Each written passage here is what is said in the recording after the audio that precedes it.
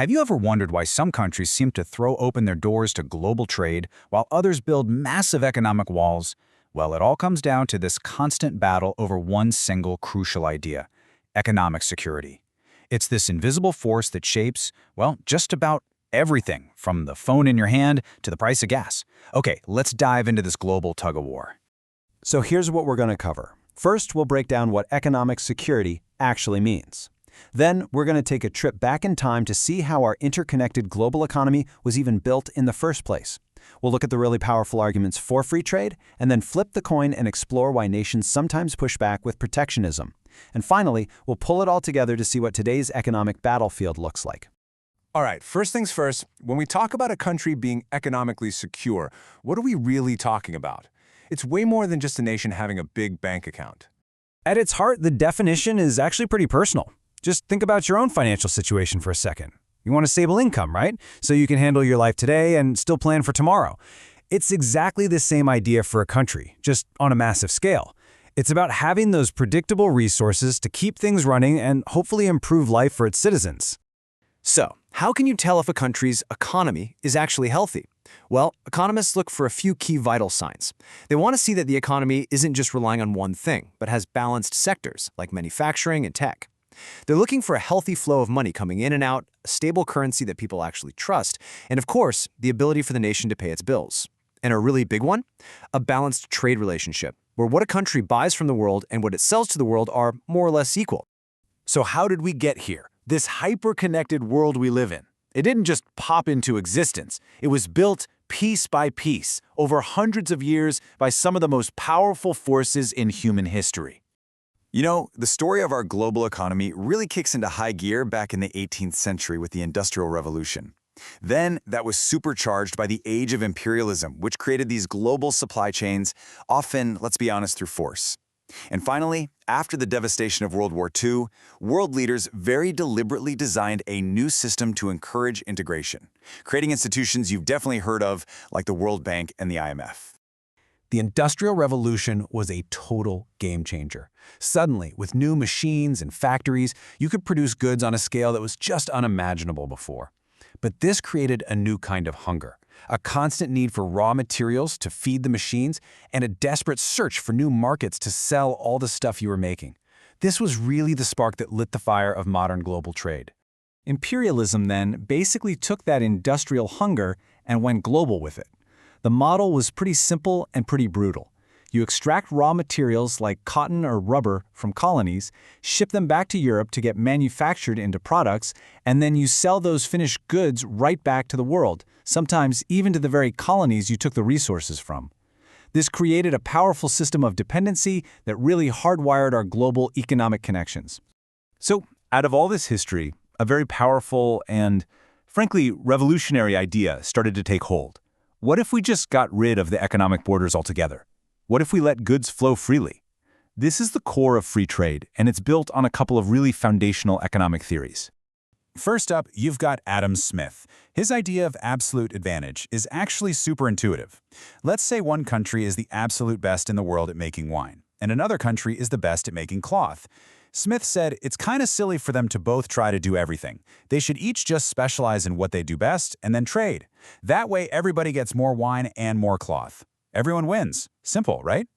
Okay, but what if one country is just better at making both the wine and the cloth? This is where another thinker, David Ricardo, came in with his genius idea of opportunity cost. He argued that even if you're better at everything, you should still specialize. Why? Because every hour you spend making the thing you're only kind of great at is an hour you're not spending on the thing you're absolutely amazing at. That lost potential, that's the opportunity cost.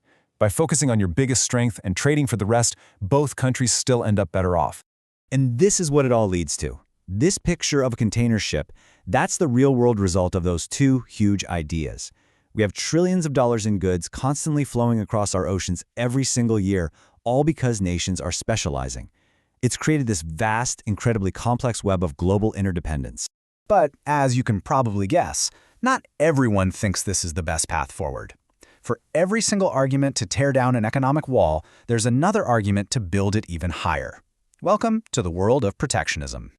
So why would you want to put your own nation first? Well, the classic argument is for infant industries. The idea is you need to shield your new, developing companies from tough global competition until they're strong enough to stand on their own 2 feet. Then, of course, there's national security, making sure you can produce vital things like food or military equipment at home. And today, a big one is strategic trade. Governments trying to pick and support the industries they think will dominate the future.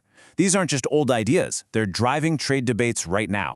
Then you have the more radical critiques, which argue that free trade isn't really about a win-win at all.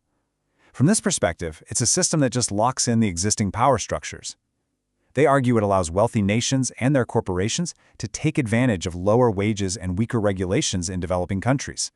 And they point to the immense power of huge multinational corporations, which can sometimes become more powerful than the governments of the countries they operate in. So how do countries actually do this? The old school method is a tariff. It's super simple, just a tax you slap on imported goods to make them more expensive. But these days, the methods are often a lot more subtle. They're called non-tariff barriers, or NTBs, and this can be anything from giving your own industries a bunch of money through subsidies to creating super complex rules and regulations that are almost impossible for foreign companies to navigate. So let's bring this into the here and now. How is this classic debate playing out today? Well, the battlefield has shifted. Sure, tariffs and trade deals are still a huge deal, but some of the biggest fights are now over things like who controls critical supply chains, who owns the next wave of technology, and even the very nature of money itself. You see, for a long, long time, money was tied to something physical, gold. First, you had the gold standard, where you could literally trade your paper money for gold. Later, it was a system where the US dollar was pegged to gold and everyone else pegged their currency to the dollar. But since the 1970s, we've been in what's called a floating system, where a currency's value is just determined by supply and demand, by what people are willing to pay for it on the open market. And this totally integrated floating global system, it was put to the ultimate test in 2008. The financial crisis was a seismic shock. It started in a tiny corner of the US housing market, but because everything was so interconnected, it spread like a virus through the entire global economy. It caused this massive loss of confidence, shaking the very foundations of economic security and cratering the value of major currencies. And that crisis directly created a new challenger. The very first cryptocurrency, Bitcoin, was launched right in the middle of the fallout. It offered a completely radical alternative, a decentralized currency, not backed by any government, not controlled by any central bank. It was a direct response to the perceived failures of the traditional system. So after all this history, all this theory, we are left with the exact same fundamental question that nations have been wrestling with for centuries. What's the real path to security? Is it interdependence, linking our economies together for what could be greater prosperity, even if it means we're vulnerable when things go wrong? Or is it self-sufficiency, building up walls to try and protect ourselves from the risks of a chaotic, connected world? And that really leads us to our final question. As we look ahead into an increasingly uncertain future, are the nations of the world going to choose to build more bridges to connect us, or will they retreat and start building taller and taller walls?